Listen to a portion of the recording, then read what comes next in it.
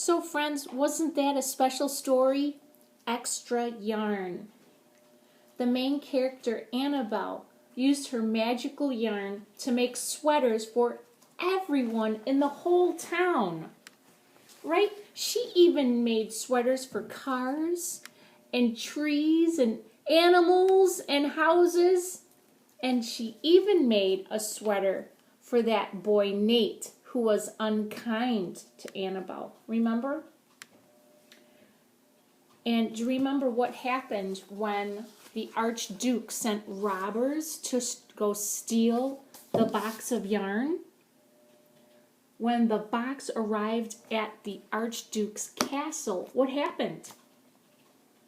The box was empty. That's right. The yarn had lost its magic. Do you know why the yarn had lost its magic and why the box was empty?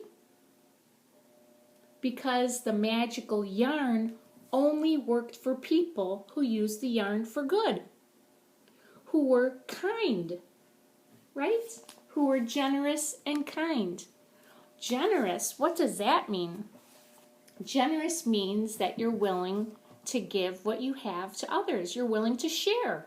Just like you boys and girls share at school and at home, right? You're generous when you play in the pretend center at the kitchen and you share that pizza.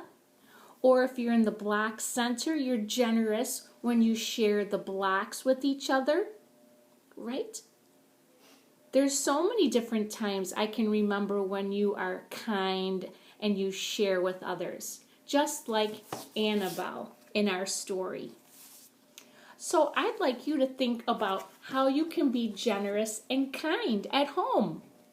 Here's a paper. You can put your name at the top and it says, I can be generous and kind. I can be generous and kind when and somebody at home can help you write out your sentence, and then you can draw a picture of yourself being generous and kind, just like the little girl Annabelle in our story. Maybe you're generous and kind when you share with your little brother or sister, or your big brother or big sister, right? Think about how you're generous and kind at home.